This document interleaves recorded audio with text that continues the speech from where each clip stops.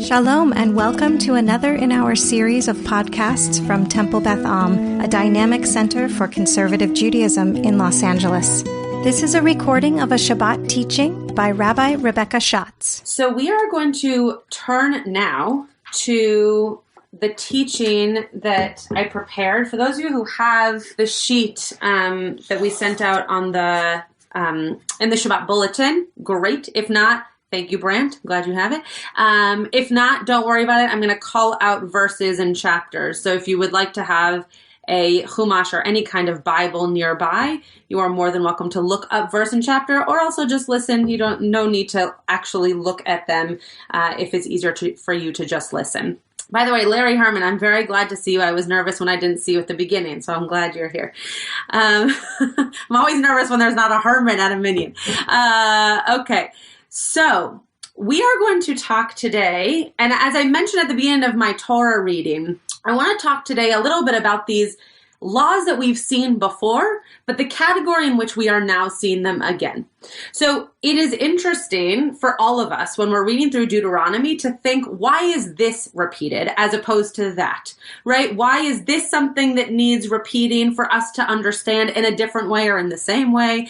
Or why was that thing not repeated, right? Why is none of Breshit? Why is none of the book of Genesis repeated? None of it is repeated. It's mostly laws. It's mostly about how we practice, not about our narrative. But why? Who knows? I'm sure there are many, many, many reasons, but these are good questions to ask while reading through the book of Deuteronomy, given that we are hearing so much about our collective narrative again.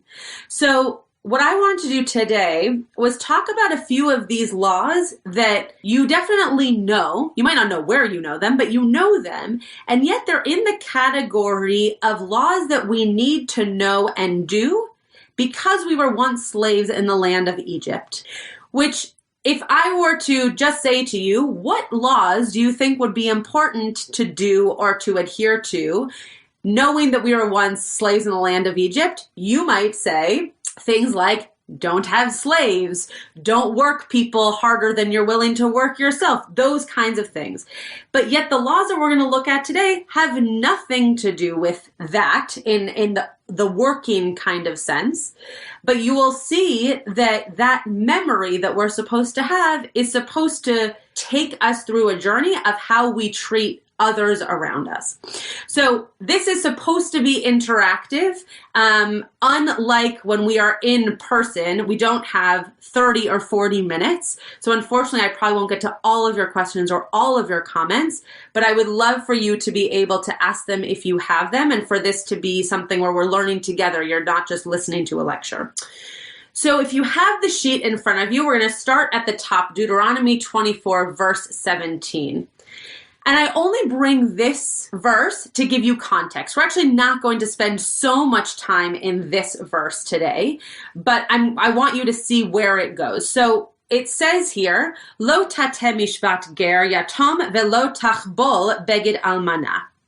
So you shall not take away the rights of the stranger. You should not subvert them, make them lower than your own, or the fatherless. You shall not take a widow's garment in pawn. Right? So it's basically saying, treat someone the way that you expect to be treated. Do not subvert them. But also don't take something from someone that you're going to then sell. I actually believe a few months ago when we saw this law the first time, I talked about it. Maybe not in Mincha, maybe in Shabbat morning. But this is a law that we are now seeing for the second time. Okay. Chapter 24 of Deuteronomy, verse 18 says, remember that you were a slave in Egypt. V'zacharta ki eved hayita b'Mitzrayim, and that Adonai your God redeemed you from there. Therefore, I give you these laws to observe these commandments. Okay, it's talking here about that commandment that I just read to you, about making sure that the rights of those who are less than you in terms of their own rights are seen as equal, and that you don't take advantage of those who might need protection. Any questions about this thus far? Or thoughts or counter sermons? Yeah, Larry. Well, the translation doesn't include the conjugation of the. Ah, very good. Very good. So what Larry is pointing out is that the Hebrew, which I read, is vezacharta, which assumes that there's something else before it and after it, right? And you shall remember, right? So you should do this thing, and that is because you shall remember that you were once slaves in the land of Egypt. Great. Thank you, Larry. Any other thoughts, questions, comments? Okay. So the next verse, and for those of you who have the sheet, I know that there are commentaries on there. I'm going to get to some of the commentaries, but not all of them. So if you read a commentary that you're interested in, feel free to ask about it, but I'm not going to go through every single commentary. So this next verse, verse 19 says, when you reap the harvest in your field, and ki, which is the Hebrew here, can be when or if or because. When you reap the harvest in your field and overlook a sheaf in the field, so you overlook something that you could have harvested for yourself, don't turn back to get it. Lo tashuv velakachta. Interesting, tashuv, this is not what I'm trying to get at, but I just want to point this out for you. Tashuv comes from the same root as tshuva, that returning to yourself, right? So they're using that same word here. Do not turn back, do not return to get that sheaf that you could have harvested for yourself. It will go to the stranger, the fatherless, and the widow. The same three categories of people that we mentioned in the first verse. In order that Adonai, your God, may bless you in all of your undertakings. So Rashi says on this something extremely interesting. He says, although it came into this stranger's hand without the owner meaning to leave it, right? He wasn't going according to the laws of Peah, which we'll see in a second, which is to actually leave corners of your field for those people to get those extras, so to speak. He just forgot it. He oversaw it. He didn't mean to leave it, but he did. It follows logically that he will certainly receive a blessing if he does this intentionally. So even if he doesn't do it intentionally, he receives a blessing.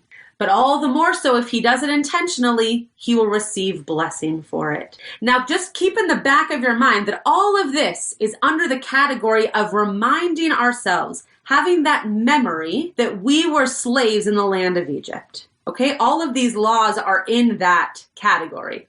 You must therefore admit that if a sela, like a bundle, it's an amount used for wheat in the Torah, fell out of one's hand, and a poor man found it and supports himself by it, then he will surely be blessed on that account. You forgot it. You didn't mean to forget it, but in this particular case, someone really needed that to feed their family or to make sure that they could sustain their own hunger. So you're blessed. You as the owner are blessed, even if you didn't know that you did that. Any comments or questions on this particular verse? Yeah, Larry. Oh, Larry, you went away. I was going to say that I think a lot of these have to do with preserving dignity. Good, great. Say a little bit more about that, and Larry will get to you. No, but if you're going through a field, I'm not a farmer, and whether you do it intentionally or unintentionally, and you leave it for someone who's less fortunate, and you're not giving it to them by handing it to them, you're preserving their dignity. And a thing about being a slave is you don't have any dignity. Great. So these are categories of how we need to treat other people. Even if we don't know that we are treating them that way, we need to give them something that we didn't get when we were slaves. Great. Yeah, Larry. That gets to the point that I was going to make, which isn't about this verse. So I can't say for sure, but if you go back to verse 16, which I don't want to read, it's a different subject entirely. So we start with verse 17, right? And we know that the Torah didn't actually originally have chapters, verses, so that's artificial. But there is a connection. Notice that I made the comment about verse 18 starts with a vav, with an and. Yeah. Every other verse then almost every other verse subsequently starts with a ki, which is a conjunction, however you translate it, as when or if or because. Yeah. It's a conjunction. Up until, I know you're going to get to this, at the very end we go back to that you were a slave in Egypt, and everything here is connected. And the question is, that we have to be asking the whole time, it's not the individual questions, is why is this being charitable, being decent, being a good person in terms of your communal responsibility? Why is this particularly connected to being a slave in Egypt? I don't have an answer. That's just the question. That's exactly the question. You got it. You nailed the thesis on the head. That's exactly the question. And that's why I started it at verse 17, because as Larry's pointing out, if you go backwards, you'll see there's tons and tons and tons of laws. But this one starts a category of laws that are all interwoven with or bookended by you were a slave in Egypt. And so you shall treat other people having that as your memory. And it's fascinating. And this is exactly what I was bringing these verses for, was the question that Larry asked. Why? Why these particular laws and not the other laws? There are other laws that take care of humans just as much. Why are these laws the ones that need to have that qualification, need to, as I call this teaching, have that visceral memory of doing something so that it reminds you that you were also slaves in the land of Egypt? So let's turn the page, or for those of you who are not on the sheet, go to verse 20. When you beat down the fruit of your olive tree. So those of you who have olive picked before, you kind of shake them and that's how the olives come off of them. Do not go over them again. Don't shake them a second time. Don't pick them a second time. That shall go to, again, the same categories here: the stranger, the fatherless, and the widow. Now, here are two different commentaries that I absolutely love. One of them is by Rabbeinu Bachia, who says, do not go over them again means, it's just the plain meaning. Meaning, don't search the branches. Get all you can, but then walk away. Don't shake the branches and say, I only got 30. I thought I might get 50 when I came across this tree. Just walk away. You got what was meant for you. Now take a step back and walk away. But the Midrash on this says, don't consider yourself a great person, a beautiful person, because you have given them or deliberately left them olives under your tree. Don't be so full of yourself because you didn't search it a second time. The moral lesson here is that you shouldn't publicize these acts of kindness that you perform. So you're not going over it a second time because you're such a great person. You're not going over it a second time because someone else deserves to go over it a first time. And someone else might need it more than you. So don't give yourself a pat on the back. It's just the right thing to do. You haven't done something so great by not going over it a second time. You've just done the right thing by not going over it a second time. I'm sorry I didn't include the Hebrew. I think originally I didn't include it because I didn't have space on the page. But I'd be very interested to know, and I will go back and find this out, what the Hebrew is for beautiful. Is it yafeh? Is it literally to be a beautiful person, or is it to be a righteous person, right? To use the word tzedek like we had in this morning's parsha. So I'm sorry that I didn't leave this in here because it's a question that I have of myself that I didn't recognize when I took it out. In the Gemara, in Chulin, it talks now about this mitzvah of peah, which I referred to before, of leaving parts of your field for other people specifically. Not as a mistake, but you are specifically as a farmer, as someone who works the land, supposed to leave parts of your field for others. It applies to one's vineyard, and that's derived by this verbal analogy between the term after you, acharecha, which is the word used in the verse. After you, as it is written, when you beat your olive tree, you shall not go over to the boughs after you.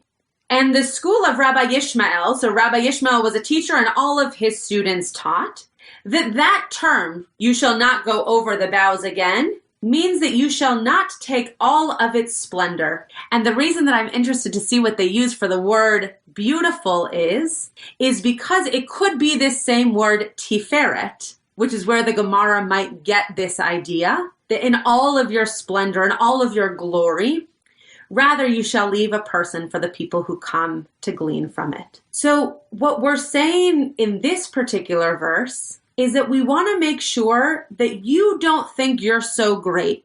You don't become those Egyptians who, when they gave you a little extra something, they pat themselves on the back. We want you to know this is just the right thing to do. This is what you do for other people. You take care of them because, again, you were once slaves in the land of Egypt, and no one took care of you.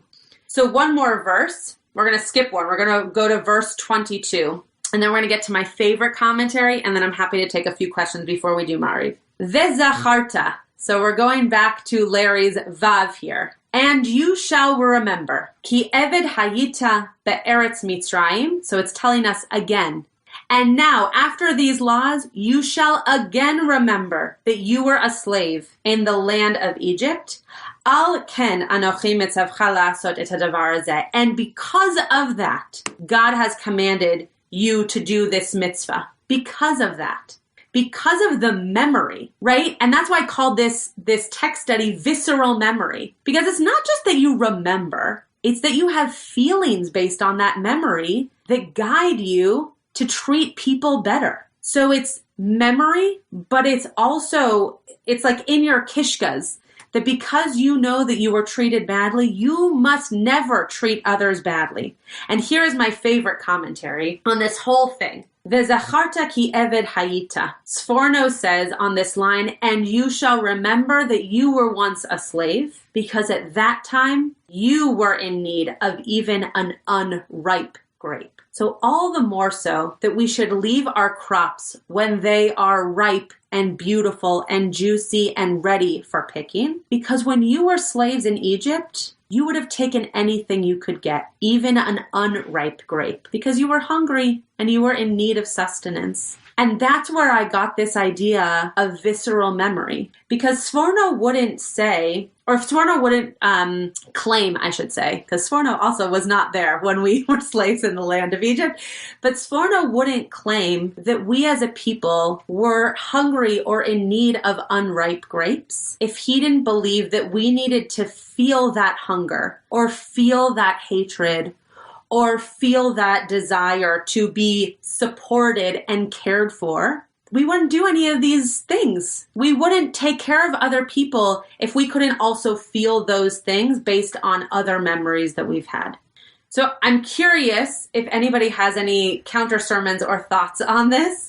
But I want to finish my teaching by saying that I think that this is an extremely powerful way of us going through the book of Deuteronomy specifically, that we need to actually take our memory of the 4 books that came before, understand the feelings that we had, understand the things that we went through, understand the ways in which we were treated, because all of the laws that we are now supposed to do as a people for and to others need to be rooted in those feelings that we had, good or bad. If we were taken care of well, we should remember how we were taken care of to take care of other people. If our siblings were not great to us, we need to remember the story of siblings when they were not good to one another and how they dealt with that. But we need to have memory, and not just memory in our minds of, oh, that was a good story, but really feel it. Really feel what people needed and craved.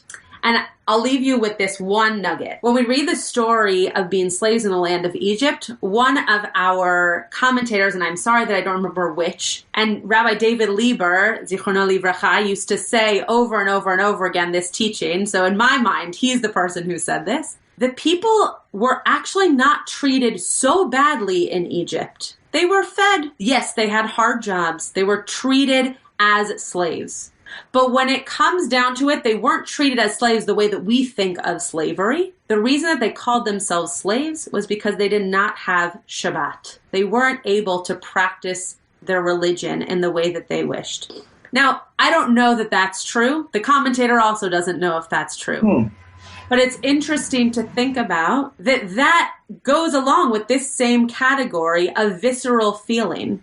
We felt divorced from or stripped of our identity. And so that's why the Torah continues on to give us Torah, to give us those laws, to give us those connections back to the religion that was taken away from us when we were slaves. Branch, you wanted to say something? And then I'm saying is that in some respects, this talks against unbridled capitalism, except for the fact that it does say that if you do this, you too will be blessed.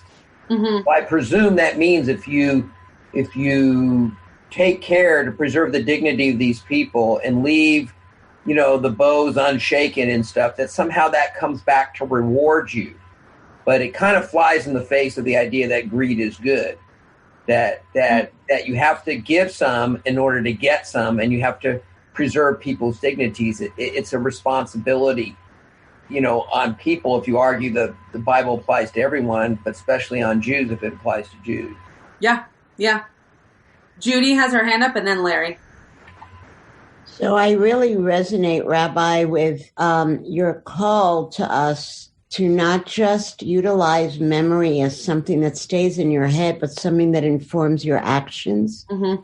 And that's what we derive from this Parsha of Dvarim right here. And I have a very quick contemporary anecdote. My parents were both survivors. Many of you know this. And my mom and her parents, actually her mom, my mom and her mom, were basically, they survived on water from cooked potatoes for the longest time, just the water. And when they were liberated and the Americans had food for them, people were rushing. My mom was a teenager and she just stood back. She couldn't bear to just dive right in. It actually informed the rest of her life, and it informs my life. She never wasted food. Mm-hmm. She always shared food with others, and she never threw away anything unless she absolutely had to. And that's a real example of taking a memory and having it inform for the better. Yeah, I'm glad you brought it up because as I was speaking, I also thought about the Shoah in a very similar way, that we need to be informed by how we or others around us felt during that time to make the world a better place, to make the world a place that's not as full of hatred and malice for absolutely no reason, but also to get to those moments of, I didn't have anything, and yet that makes me aware of the fact that other people also at times will not have anything. Thank you for sharing that. Larry, you get the last word. First of all, I love listening to Judy. I hate coming after her because anything I ever say doesn't hold a candle to what she's always said. Thank you. And Rabbi Schatz, some wonderful teaching. I'll be very, very brief. Yeah. I actually think we shouldn't have started in verse 17. I think we started in verse 18, and we start with the Chazarta. We have 3 verses of ki, why, and then we end with the Zacharta. And at the very end it says, Et hadavar hazeh. Yeah. But what's the davar? Because the davar is not in that verse. Right. So the davar must be all these things that you taught about. Yeah. I'm not going to contradict your teaching. I do happen to think it can be viewed in a number of ways. Don't try to squeeze the last drop out of anything that you have. Yeah. Therefore, it can be taken as a teaching in terms of the way in which you treat your workers, which we weren't treated when we were slaves. Yeah. It can be treated a little like what Brent was talking about. I wouldn't use his language in terms of unbridled capitalism, but we need to be responsible. Don't strip mine to try to get every last bit of the mineral from the ground, because you destroyed the beauty, which can link to that in the land itself. Yeah. So if we take those 5 verses by themselves, there's a lot there. Thank you. I totally agree. And it's interesting. I went back and forth on whether or not to have verse 17 in there, but I think you're right. It's such a beautiful way of bookending if it just starts at 18 and goes to 22, because we start and end with this passage of, we remember that you were slaves in the land of Egypt. So thank you. Thank you for bringing that. You have been listening to another in our series of podcasts from Temple Beth Am, a dynamic center for conservative Judaism in Los Angeles. If you enjoy these podcasts, we invite you to write a review on the Apple Podcast site or wherever you get your podcasts. For more information about Temple Beth Am Los Angeles, go to tbala.org.